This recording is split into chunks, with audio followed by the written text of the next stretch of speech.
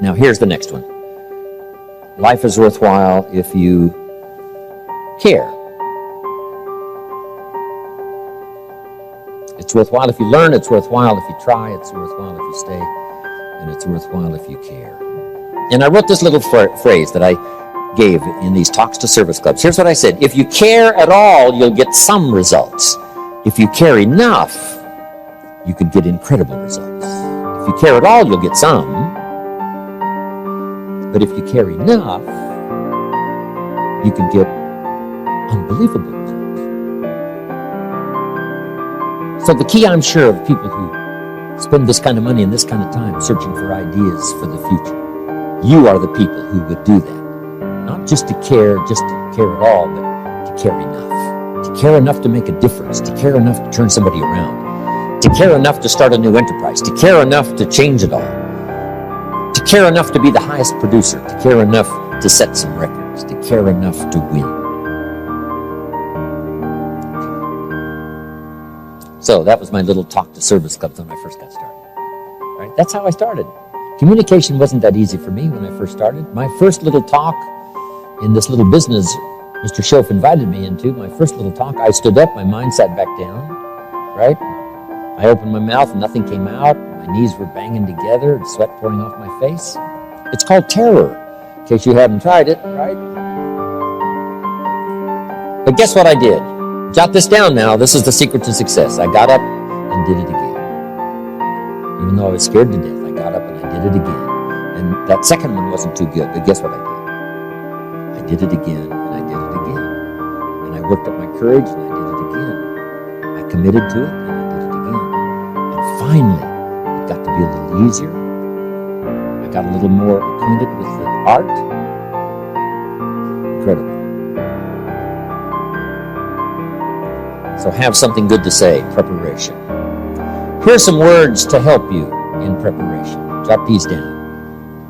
To prepare to have something good to say, keep a keen interest in life and people. Don't let your senses go dull here. Guess what most people are trying to do? Get through the day. Here's what I'm asking this unusual audience to do. Get from the day.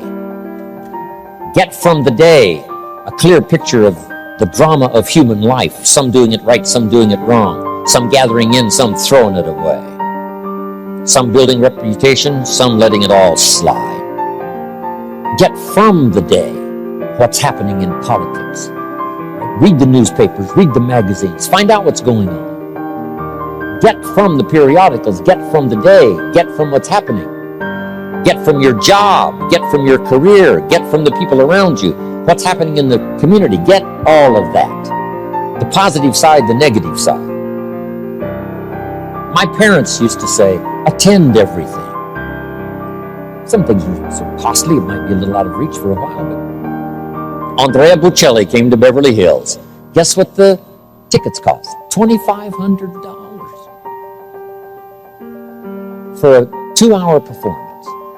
That's pretty good pay, $2,500. So some things might be out of reach, but whatever you can go to, get to. Save up the money and go. Save up the money and go. So that you'll be more aware of what's going on around you. Keep up that keen interest in people. Why do they do what they do? How come things are happening today that didn't used to happen 30 years ago? Okay.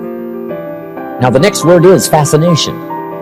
To be fascinated with life and people and the drama that's live and in color every day. CinemaScope. Fascination goes a little bit beyond interest. Interested people want to know, does it work? Fascinated people want to know, how does it work? Kids have this unique ability to learn several languages in a 6-7 year period. And the reason is because they're so fascinated, they're so interested, they're so curious. Kids have to know. And that's how the drama of their learning takes on such speed in such a fairly short period of time, is because of this unusual interest and fascination and curiosity. You know, we're walking on ants, and kids are studying them. Said, don't walk on these ants, I'm studying them. How come an ant can carry something bigger than he is? That's a good question. They must be unbelievably strong if they can carry something bigger than Here's what else I've learned. To be fascinated instead of frustrated. It's just a little trick to play. The next time you're tempted to be frustrated, see if you can't turn it into fascination. Instead of a frown, it puts a smile on your face. Now, sometimes you look a little weird, but so be it. Says, how can he smile? I don't know. Must be somebody different. Babe Ruth, the home run king, right? Back in those days of baseball. Used to strike out, come back to the bench smiling.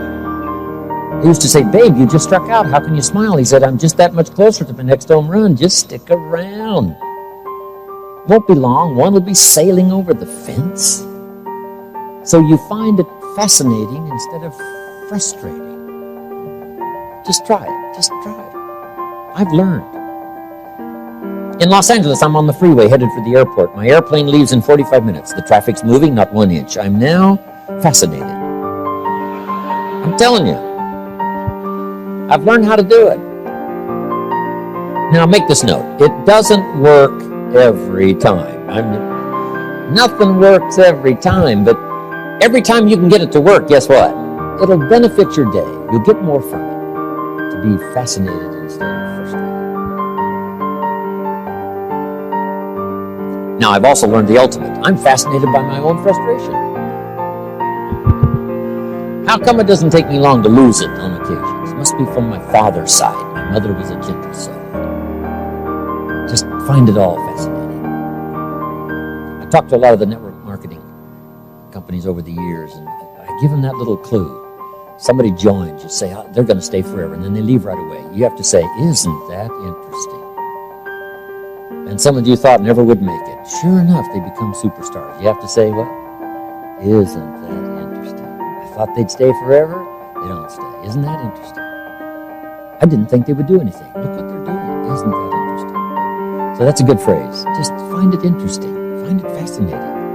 Say, wow, I never thought that would happen. I had another picture in mind. Wow, was I ever wrong? Right? And it's good sometimes to be wrong on the positive side. I didn't think it was going to work. It worked. So what if somebody doesn't look at your business opportunity? Say, well, what if they do? It doesn't take much to turn the question around. So what if they won't join after they look? Well, what if they do join? What if they join and don't stay? I got a better question. What if they do stay? What if they quit after 3 months? I got a better question. What if they stay after 3 months? So sometimes little tricks here that you can play just to give yourself a different look, because somebody could either stay or leave. And wouldn't it be better to assume that they would stay, and then if they leave, say, isn't that interesting? I've learned to do that with myself. Wow, look what I did. Isn't that interesting? Wow. I thought I was going to behave better. Wow, I lost it. Isn't that interesting? I thought sure that wasn't going to bother me. Sure enough, I thought I had a handle on this. Looks like I got some work to do, right? You just find yourself fascinating, interesting as you journey through life. So give yourself a chance. Now here's the next word that's very important if you want to be a good communicator, and that's sensitivity. Sensitive to someone's drama, someone's trouble, difficulty. As you contemplate your own, now you can be sensitive to someone else. And there's no better way to be helpful than if you do your best to try to understand. Here's the old phrase, we've heard it, let's jot it down this time. Learn to walk in someone's shoes for a while. Try to understand where they are. How come they're in this dilemma? Maybe it's something that I don't know, I don't understand. How come this person is losing his temper when he should keep it? Who knows what might have happened the last 3 weeks? I don't know. Let's give somebody room by trying to understand. Sensitive to someone lashing out, being difficult at the time. Hey, we can handle that.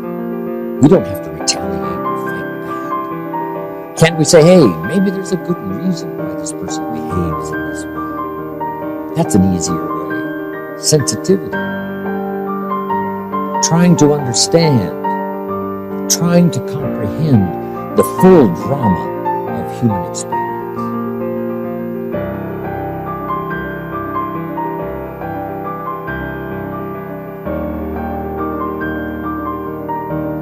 Trying to understand the necessity of war. We've been through quite a century, the 20th century, a bloody century. We're all hoping that the 21st century will not have such tragedy as World War II, World War I, Korean War, Vietnam War, and the decade and the century before, the Civil War. Surely we've had enough of war. Surely we can settle things by reasoning together rather than resorting to conflict.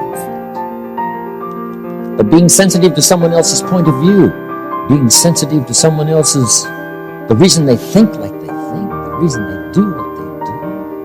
Let's see if we can't get behind the scene and try to figure that out. One of the greatest phrases in all the Bible said, "Blessed are the peacemakers." Guess what a peacemaker is? Someone that we hope is around when the conflict could be resolved. Someone who understands both sides and brings them together.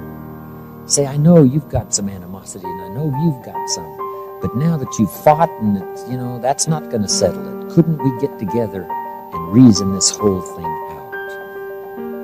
So in times of conflict, we look for a peacemaker. And the peacemaker has to understand both sides of the issue. Say, I understand your dilemma, and I can see where you're coming from. And I can understand why you would say what you said back then. You said what you said, but hey, isn't there a better way? Couldn't we find a better way to settle it all? And that's what we're looking for. Parents have to learn to be peacemakers.